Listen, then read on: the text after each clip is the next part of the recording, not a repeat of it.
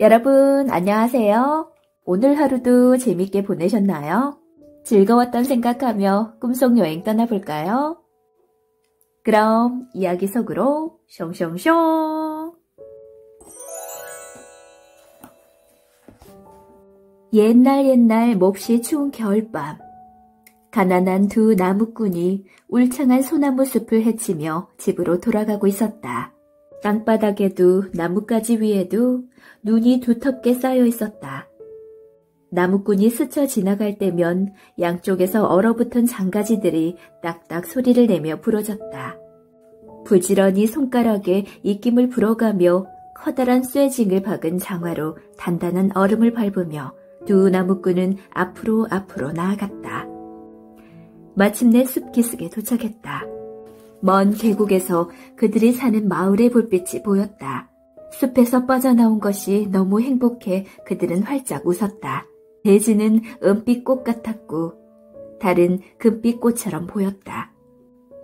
하지만 웃음은 서러움으로 변했다. 자신들이 가난하다는 사실이 생각났기 때문이다. 그때 신비로운 일이 일어났다. 무척 밝고 아름다운 별 하나가 수많은 별들을 지나 하늘 한쪽에서 미끄러져 내려온 것이다. 둘이 지켜보니 별은 작은 양우리 옆에 단단히 뿌리 내리고 있는 버드나무 숲 뒤로 내려앉은 것 같았다. 아주 가까운 거리였다. 황금 항아리다! 찾은 사람이 임자야! 그들은 소리치며 황금을 차지하기 위해 달리기 시작했다. 한 나무꾼이 더 빨랐다. 그는 친구를 따라잡고서 버드나무 숲으로 내달렸다. 숲 뒤로 나오니 정말로 흰 눈이 외에 황금 같은 것이 놓여 있었다. 그것은 별 무늬를 기묘하게 수놓은 금실로 짠 망토로 여러 겹 포개져 있었다. 친구가 쫓아오자 그들은 눈 위에 앉아 망토를 풀어 헤쳤다. 황금 조각을 나누어 가질지도 모를 일이었다. 하지만 그 안에는 금조각도 은조각도 하다못해 보석 비슷한 것도 없었다. 다만 작은 아이만 잠들어 있을 뿐이었다. 우리 꿈은 덧없이 깨지고 말았어. 하긴 우리에게 행운이 따르려고. 그건 그렇고 아이가 우리에게 무슨 소용이 있겠어. 그냥 두고 가자. 우린 가난하잖아. 더구나 우리 아이들에게 먹일 음식을 나누어 줄 수도 없어. 한 나무꾼이 친구에게 말했다. 아이를 눈 속에서 죽게 내버려 두다니 몹쓸 짓이야. 나도 자네처럼 가난해. 딸린 식구도 많고 양식 항아리는 텅 비었어. 그렇지만 아이를 데려갈 테야. 아내가 잘 돌봐주겠지. 다른 나무꾼이 말하고 나서 아이를 부드럽게 안아 올렸다. 친구는 나무꾼의 어리석음에 놀라는 한편 따뜻한 마음씨에 감탄했다. 마을에서 들어서자 나무꾼은 친구에게 작별 인사를 하고 집으로 가 문을 두드렸다. 아내가 문을 열어주었다. 그녀는 남편이 무사히 돌아온 것을 보자 목에 팔을 두르고 입을 맞추었다. 등에서 나무찜을 내려주고 장화에서 눈을 털어주었다. 아내는 안으로 들어오라고 말했지만 나무꾼은 문간에서 꼼짝하지 않았다. 숲에서 뭘 가져왔어요. 우리가 보살펴야 해요. 뭔데요? 보여주세요. 우리 집엔 부족한 게 많아요. 아내가 소리쳤다. 나무꾼은 망토를 풀어 잠자는 아이를 보여주었다. 어머나, 이럴 수가. 우리에겐 아이들이 많아요. 버려진 아이를 데려올 필요는 없잖아요. 이 아이가 불행을 가져오면 어떡하려고요. 더구나 어떻게 키우려고요. 아내가 중얼거리더니 화를 냈다. 그렇지 않아요. 이 아이는 별 아이예요. 나무꾼은 아이를 만난 신비로운 이야기를 들려주었다. 하지만 아내는 마음을 누그러뜨리지 않았다. 나무꾼은 여전히 문간에서 꼼짝 않고 서 있었다. 숲속에서 차가운 바람이 불어와 열린 문으로 파고들었다. 아내가 몸을 떨면서 말했다. 문 안 닫을 거예요? 찬바람 들어오잖아요. 춥단 말이에요. 마음이 얼어붙은 집에는 찬바람만 들어오는 법 아닌가요?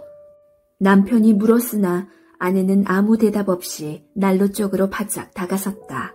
잠시 뒤 아내가 돌아서서 남편을 보았다. 두 눈 가득 눈물이 맺혀 있었다. 남편은 아이를 안고 성큼성큼 들어와 아내에게 안겨주었다. 아내는 아이에게 입을 맞추고 막내가 누워있는 작은 침대에 누웠다. 이튿날 나무꾼은 이상한 황금 망토를 큰 상자에 넣어두었다. 아내도 아이 목에 걸려있던 호박 목걸이를 같은 상자에 넣었다. 그렇게 해서 별아이는 나무꾼의 아이들과 함께 자랐다. 같은 식탁에 앉고 함께 뛰어놀았다. 날이 갈수록 별아이는 아름다워져서 마을 사람 모두가 그를 자랑스러워했다. 하지만 아름다움이 그를 사악하게 만들었다. 별아이는 오만하고 잔인하고 저만 아는 아이로 자라났다. 물론 그를 따르는 아이들도 있었다. 별아이는 아름답고 달리기 선수였으며 춤 잘 추고 피리도 잘 불고 노래 솜씨도 좋았다. 그들은 별아이가 이끄는 대로 따라다녔고 별아이가 시키는 대로 따라했다. 별아이가 뾰족한 갈대로 두더지의 흐린 눈을 찌르거나 문둥이에게 돌을 던질 때면 아이들은 좋아라 웃었다. 별아이는 모든 일에서 아이들을 지배했고 아이들은 그처럼 몰인정하게 변해버렸다. 하루는 불쌍한 거지 여인이 마을을 지나갔다. 여기저기 해진 누더기를 걸치고 울퉁불퉁한 길을 걸어온 탓에 발에서 피가 흐르는 여인의 모습은 너무나 처참했다. 여인은 녹초가 되어 쉬기 위해 밤나무 아래에 앉았다. 그때 아이가 여인을 보고 아이들에게 말했다. 저기 좀 봐! 아름답고 푸른 나무 아래 더러운 여자 거지가 앉아있네. 더럽고 못생긴 저 거지를 여기서 쫓아버리자. 별아이가 다가와 여인에게 돌을 던지면서 조롱을 퍼부었다. 여인은 두려움이 가득한 눈으로 그를 바라보았다. 그렇다고 눈을 돌리지 않았다. 그때 나무꾼이 장작을 패고 있다가 별아이가 하는 짓을 보고는 달려와 그를 꾸짖었다. 도대체 이 불쌍한 여인네가 내게 무슨 짓을 했다고 이처럼 대한단 말이냐? 별아이가 화가 나 얼굴이 빨개져서는 발을 쿵쿵 굴렸다. 왜 내게 이래라 저래라 하죠? 난 당신의 아들이 아니니 간섭하지 마세요. 내가 너를 숲속에서 발견하고 불쌍히 여겨 구해준 것 아니더냐? 나무꾼이 대답했다.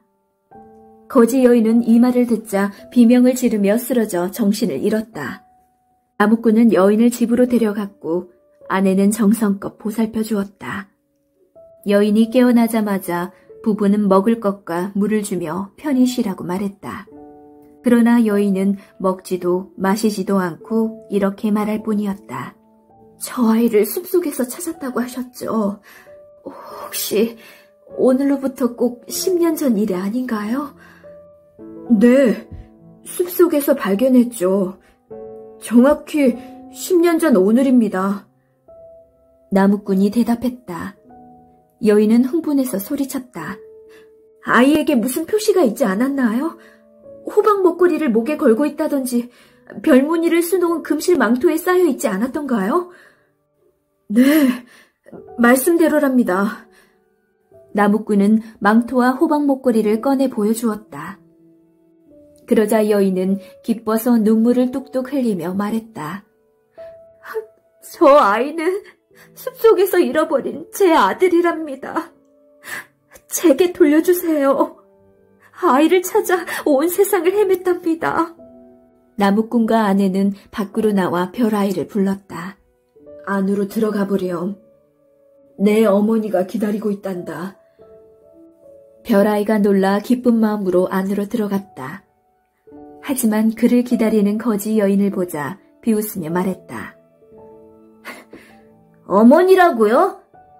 내 눈에는 천한 거지밖에 안 보이는걸요? 내가 네 엄마란다. 거지 여인이 말해주었다. 당신은 미쳤어! 나는 당신 아들이 아니야! 당신은 누더기를 거친 추한 거지일 뿐이야. 더 이상 당신의 역겨운 얼굴을 보기 싫으니 어서 꺼져버려! 별아이가 씩씩거리며 소리질렀다. 그녀가 무릎을 꿇은 채 별아이에게 팔을 뻗으며 울었다. 아니야, 아니야, 아니야. 너는 숲에서 잃어버린 내 귀여운 아들이란다. 도둑들이 너를 빼앗아 죽게 내버려 두었단다. 그녀가 계속 중얼거렸다. 하지만 너를 보자마자 내 아들이라는 것을 알았어. 금실 망토와 호박 목걸이도 그 증거란다. 그러니 함께 가자꾸나. 너를 찾아 온 세상을 돌아다녔어. 이리 오거라, 아들아. 내 사랑이 필요하구나. 그러나 별아이는 마음의 문을 꼭 닫고서 꼼짝하지 않았다. 거지 여인이 고통스럽게 흐느끼는 소리만 들려올 뿐이었다. 잠시 후 별아이가 퉁명스럽고 차가운 목소리로 입을 열었다. 당신이 진정 내 어머니라 해도 멀리 떠나는 편이 나을 거예요. 그리고 창피하니까 두 번 다시 나타나지 마세요. 아무리 당신이 아니라고 우겨도 나는 별에서 온 아이지 거지의 아이가 아니라고 생각하거든요. 어서 떠나세요. 그 꼴 보기 싫다고요. 아들아, 내 아들아. 내가 떠나기 전에 입 맞추어 주지 않겠니? 그녀가 울부짖었다. 싫어요. 당신은 너무 역겨워 보고 있기조차 힘들어요. 차라리 뱀이나 두꺼비에게 입 맞추는 게 낫겠어요. 하는 수 없이 거지 여인은 자리에서 일어나 서럽게 흐느끼며 숲으로 향했다. 그녀가 사라지는 것을 보자 별아이는 신이 나서 친구들에게 달려갔다. 그런데 친구들은 별아이를 놀렸다. 너는 두꺼비처럼 역겹고 뱀처럼 징그럽군. 여기서 꺼져버려.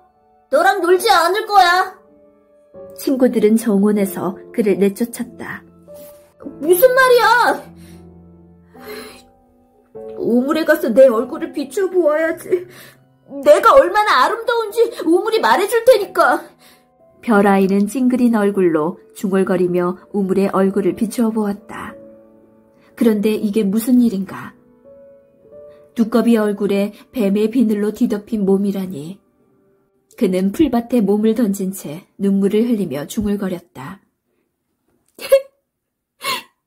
내 잘못이야. 내가 어머니를 쫓아버렸잖아. 잘난 체 하며 어머니를 모질게 대했고, 그러니 온 세상을 뒤져서라도 어머니를 꼭 찾아낼 테야. 어머니를 찾을 때까지 한순간도 쉬지 않겠어. 별아이는 숲속으로 달려가 어머니를 소리쳐 불렀다. 하지만 대답이 없었다. 하루 종일 어머니를 부르다 해가 지자 나뭇잎이 수북 쌓인 곳에 누워 잠을 청했다. 별아이가 잔인하다는 것을 알고 있는 새와 동물들이 그를 피해 달아났다. 두꺼비와 뱀 말고는 아무도 그의 곁에 없었다. 사흘째 되는 날 별아이는 숲 반대편으로 빠져나와 들판으로 걸어 내려왔다. 마을을 지날 때면 아이들이 놀려대며 돌을 던졌다. 마을 사람들은 비축해둔 식량에 곰팡이가 피는 것은 아닐까 걱정하며 헛간에서조차 재워주려 하지 않았다. 그만큼 그의 모습은 역겨웠다. 머슴들도 그를 내쫓았으며 아무도 별아이를 불쌍히 여기지 않았다. 온 세상을 3년이나 헤매고 다녔지만 거지 여인의 소식을 들을 수 없었다.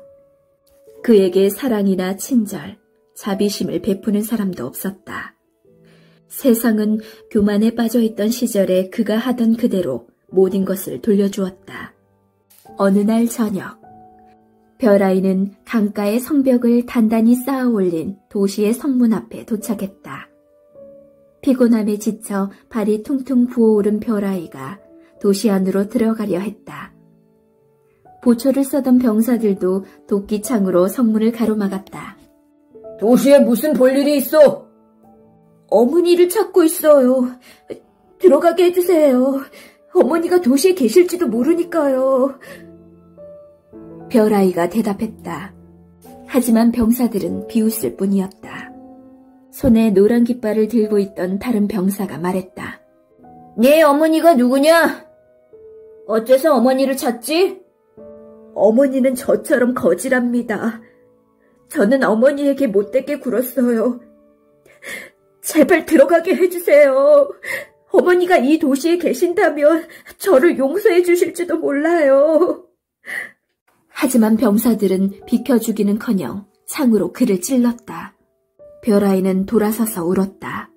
그때 갑옷에는 황금꽃을, 투구에는 날개 달린 사자를 새겨 넣은 사람이 다가와 병사들에게 도시에 들어가게 해달라고 부탁한 사람이 누구냐고 물었다. 거지랍니다. 어머니도 거지고요. 그래서 내쫓아버렸습니다. 병사들이 설명해 주었다.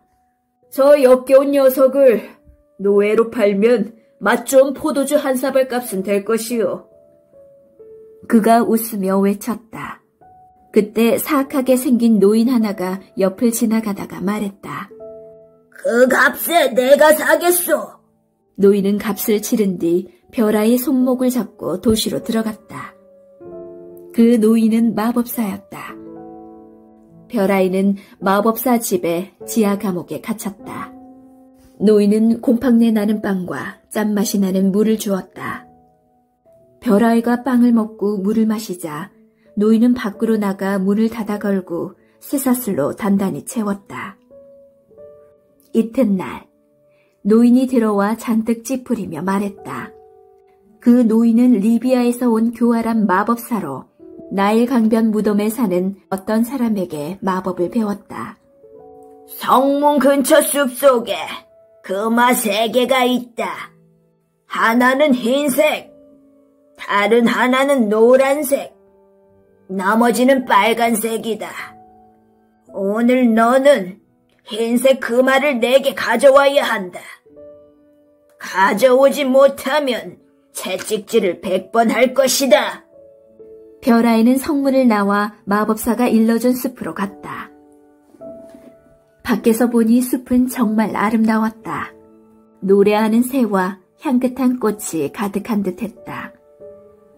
별아이는 즐겁게 숲으로 향했다. 하지만 숲이 아름답다고 도움이 될 것은 하나도 없었다. 어디를 가든 땅에서 솟아나온 거친 찔레나무와 가시가 에워쌌고 뾰족한 쐐기풀이 찔러댔으며 엉겅퀴가 날카로운 가시로 공격했다. 별아이는 몹시 고통스러웠다. 아침부터 한낮까지, 한낮부터 해질녘까지 찾아 헤맸건만 마법사가 말한 흰색 금화를 발견하지 못했다. 해질녘이 되어 별아이는 서럽게 흐느끼며 도시로 향했다. 어떤 운명이 기다리고 있는지 잘 알고 있었던 것이다. 숲 기슭에 도착했을 때 누군가 몹시 고통스러워하는 날카로운 비명소리가 앞쪽 덤불 속에서 들려왔다. 별아이는 자신의 슬픔도 잊어버리고 그곳으로 달려갔다. 사냥꾼의 덫에 걸린 작은 토끼가 있었다. 별아이는 토끼가 가여워 풀어주었다. 내 비록 노예의 몸이지만 너를 구해줄 수 있어. 저를 구해주셨으니 어떻게 보답해드려야 하죠? 토끼가 말했다. 흰색 금화를 찾아 헤맸지만 발견하지 못했단다. 주인에게 갖다 주지 못하면 매를 맞아야 해. 별아이가 토끼에게 말했다. 저를 따라오세요. 흰색 금화가 있는 곳으로 모셔다 드릴게요. 그게 어디 숨어 있는지, 왜 그러는지 저는 알거든요. 별아이는 토끼를 따라갔다. 커다란 떡갈나무 갈라진 틈새에 별아이가 찾던 흰색 금화가 놓여 있었다. 별아이는 기쁨에 차 금화를 손에 쥐고 말했다. 내가 베푼 은혜보다 몇 배나 더 많이 되갚아 주었어. 내가 베푼 친절보다 100배나 더 많이 되돌려 주었어. 아니에요. 당신이 제게 한 만큼 했을 뿐이에요. 토끼는 이렇게 말하고 잽싸게 달려갔다. 별아이도 도시로 갔다. 성문 앞에 문둥이가 앉아 있었다. 문둥이는 별아이를 보자 나무 사발을 두드리고 방울을 울리면서 그를 불렀다. 한 푼만 주세요. 안 그럼 저는 굶어 죽어요. 사람들이 도시 밖으로 저를 내쫓았어요. 어쩌죠? 지갑에 금화 1개가 있지만 주인에게 가져다 주지 않으면 매질을 할 거예요. 나는 노예거든요. 별아이가 말했다. 그러나 문둥이는 자꾸만 애원했다. 결국 별아이는 문둥이를 불쌍히 여겨 흰색 금화를 주었다. 마법사의 집으로 돌아오자 마법사가 문을 열어주었다. 흰색 금화를 가져왔느냐? 아니요. 마법사는 심하게 매질을 했다. 다음 날 마법사가 다가와 말했다. 오늘은 노란색 금화를 내게 가져오지 않으면 너를 영원히 노예로 삼을 것이고 채찍질을 300번 할 것이다.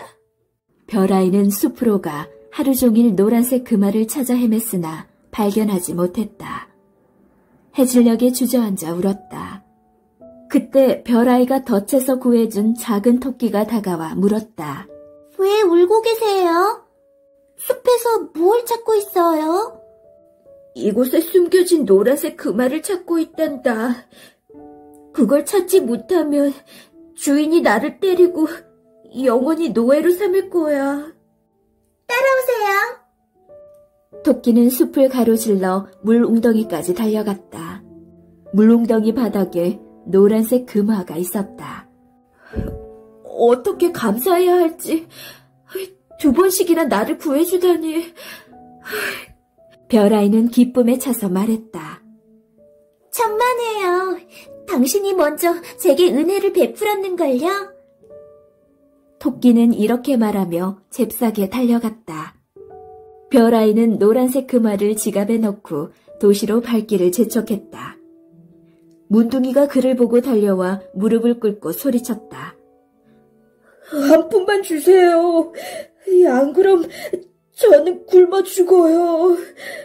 지갑에 노란색 금화가 1개 있어요. 하지만 그걸 주인에게 가져다 주지 않으면 매질을 할 거예요. 영원히 노예로 삼을 거고요.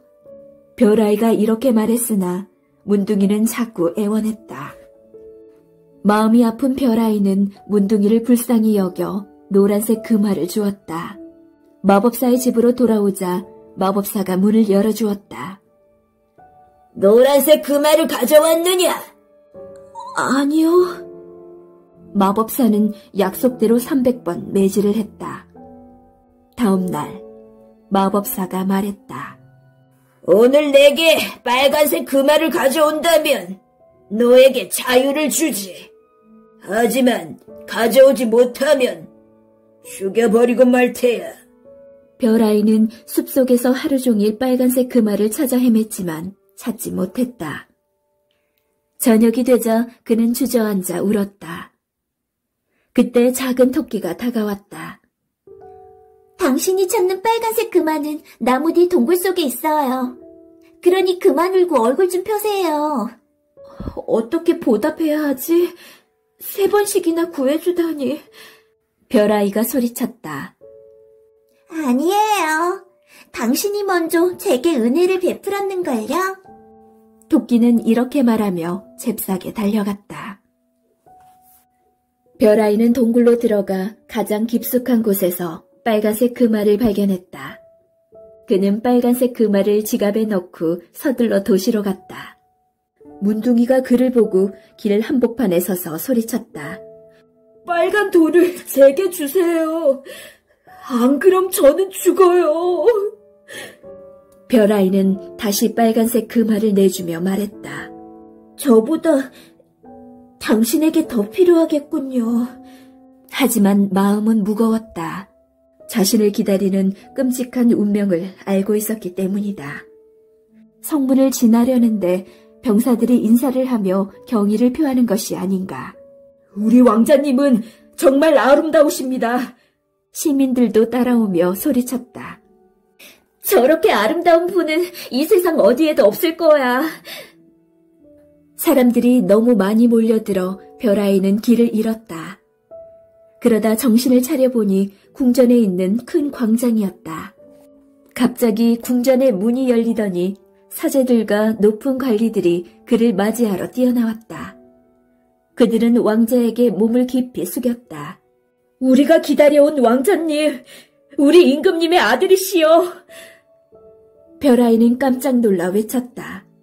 임금님의 아들이라뇨?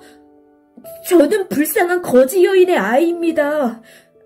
더구나 아름답다니요. 제가 얼마나 흉측하게 생겼는데요. 그때 황금꽃을 새긴 갑옷을 입고 날개에 달린 사자를 조각한 투구를 쓴 사람이 방패를 치켜들고 소리쳤다. 왕자님! 어째서 자신이 아름답지 않다고 말씀하십니까? 별아이는 방패를 들여다보았다. 얼굴은 예전 모습을 되찾았다. 더군다나 눈에는 전에 볼 수 없었던 아름다움이 깃들어 있었다. 사제들과 높은 관리들이 무릎을 꿇었다. 오래전부터 바로 오늘 우리를 통치할 분이 오신다는 예언이 있었습니다. 그러므로 왕관과 호를 받으시고 정의롭고 자비로운 임금님이 되어주시옵소서. 제겐 그럴 만한 자격이 없어요. 저는 저를 낳아주신 어머니를 부정했답니다. 그러니 어머니를 찾아 용서를 구할 때까지는 편히 쉴 수가 없어요. 다시 한번 온 세상을 돌아다녀야 하니까요. 별아이가 이렇게 말하고 고개를 돌리려는데 병사들 주위로 몰려든 사람들 사이에서 어머니인 거지 여인이 보였다. 그리고 여인 옆에는 길가에 앉아있던 문둥이가 서 있었다. 별아이 입에서 기쁨의 탄성이 터져나왔다.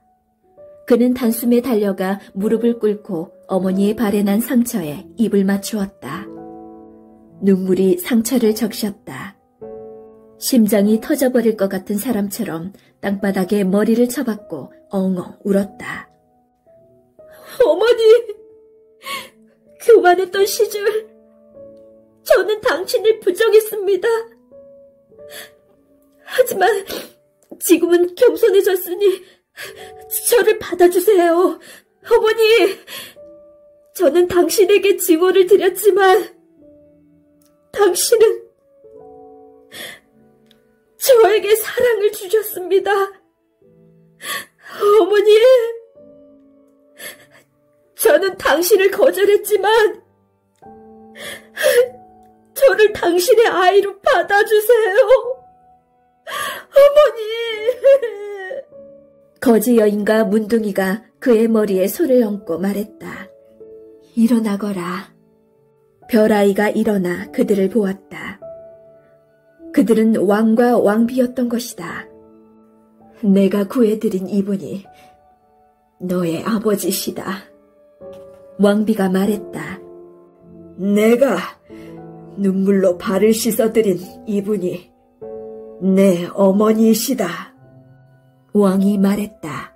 그들은 별아이를 궁전으로 데리고 가 화려한 옷을 입히고 왕관을 씌우고 호를 쥐어주었다. 별아이는 도시를 다스리고 모든 사람들에게 정의와 자비를 선사했다. 마법사는 추방되었고 그를 길러준 나무꾼과 아내는 값진 선물을 잔뜩 받았으며 나무꾼의 아이들은 높은 벼슬에 올랐다.